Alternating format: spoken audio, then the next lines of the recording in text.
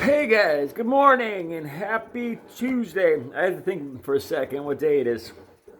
Today I'm talking about recovery. Some of the most important things if you want recovery to work. I think you got to get used to being by yourself. You got to get used to your own company. A lot of people have issues with themselves.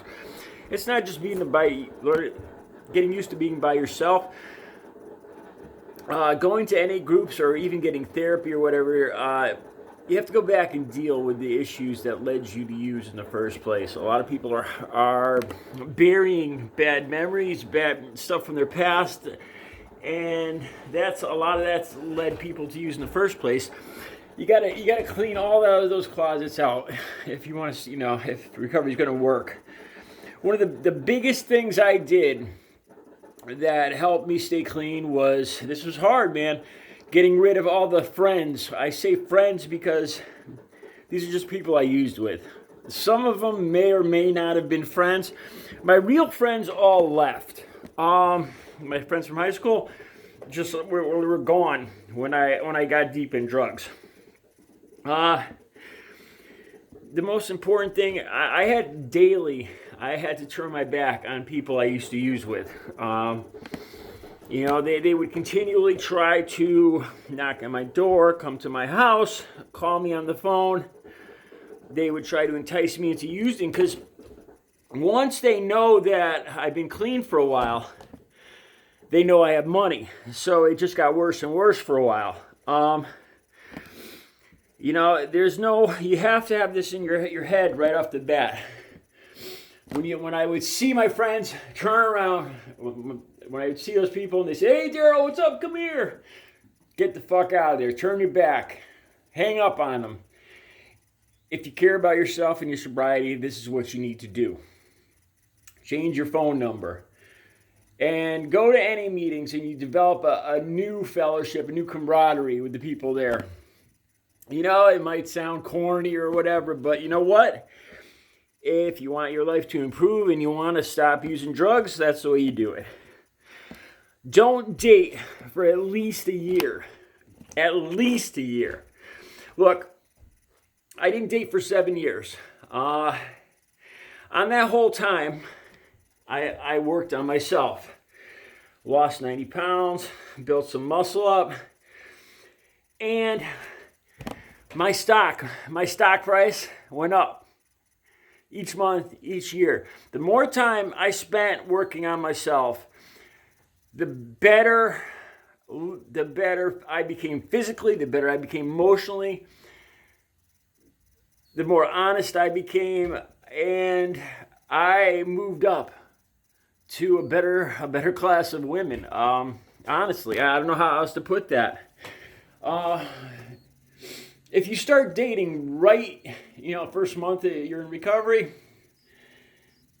I don't think it's going to turn out good. I don't. You're too fresh. That's my own personal opinion. I spent those 7 years working on myself, and seriously, the class of people you attract, the kind of people you attract, as your self-confidence grows, your character grows, you become better physically, mentally, and spiritually, the better class of people you will attract. That's a fact. If you get in a relationship in the first month, it's just going to go downhill. You're not going to be able to reverse it from there. You're going to get involved in that relationship more than likely you're going to start using again. It's hard, but a month is much too early to have your shit together to start dealing with all the stuff that comes along with the relationship.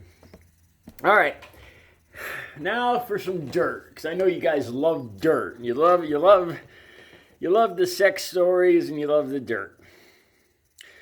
Some of the lowest things I did when I was using, some of the things I am most embarrassed of, some of the things that I keep in my head to remember what a fucking mess I was. All right? One of the worst things I ever did, I got out of a car in Waterbury, the gas station. I went around and panhandled. Made up a story. Oh, I ran out of hey man, I ran out of gas. You got some change or anything to help me? Panhandle. That hurt me. That hurt my pride. Going up to people, then realizing you remember these people from your town, from school. Oh man. I got a lot of money, you know. I remember getting $5 outside of a restaurant. But you know what? Look at now. The more money that they gave me, I realized the more pity they felt for me. You know, that was one of the lowest things I always remember. Another low thing, I would spend all my money on drugs. Money meant nothing to me. It was converted in my head to drugs, okay? $60 is a gram.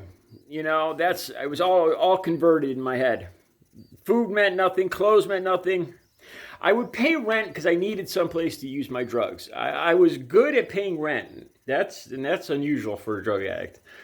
But I needed to have a place to use my drugs. I lost the heat and electricity. Let me tell you another bad thing. For 6 months, I went without heat in the middle of the Connecticut winter. I was on the 3rd floor, so some of the heat came up. And I kept a little ceramic heater. I'm talking 10, 20 degrees out. I took ice cold showers in January in Connecticut. All winter before I would go to work.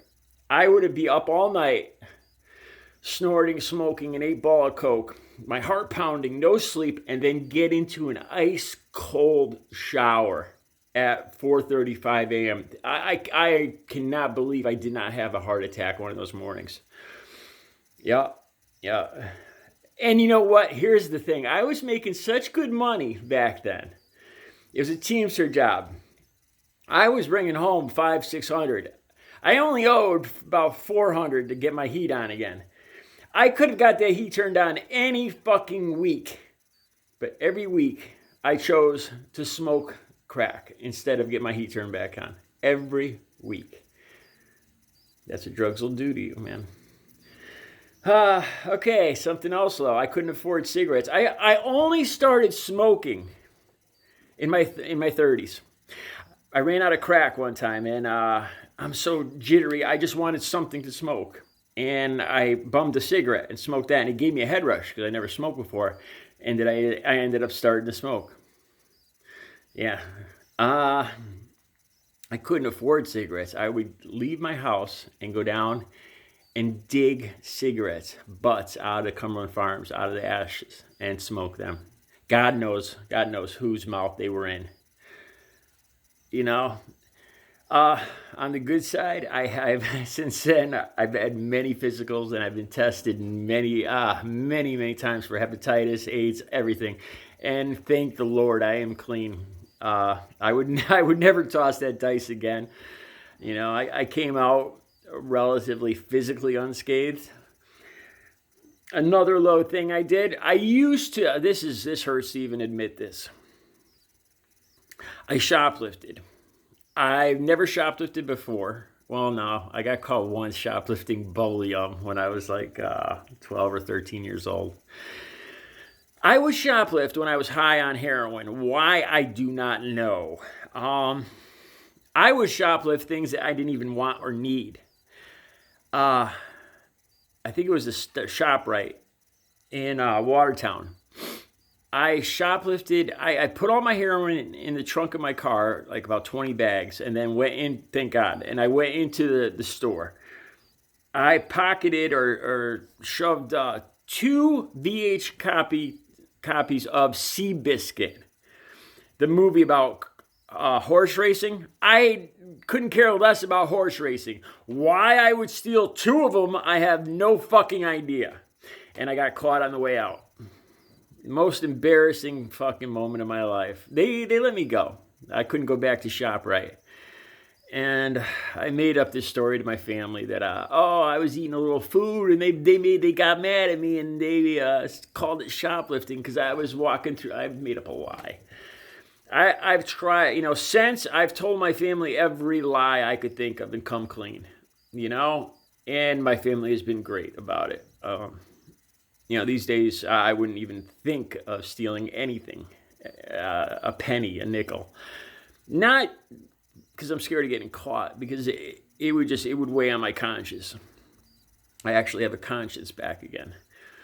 But yeah, shoplifting used to be a thing. I don't know why, with heroin. So yeah, those are some of the low down dirty things that I did when I was high on drugs. It wasn't me. Like I said, now that I've been clean for 13 years, I feel like this is the Daryl that I was meant to be. This is who I am. I got my soul back. When I say that, I mean that in the truest, realest sense of it. I got my soul back. So, all right, I got to get back to working out, guys. You guys have a great Tuesday. Take it easy.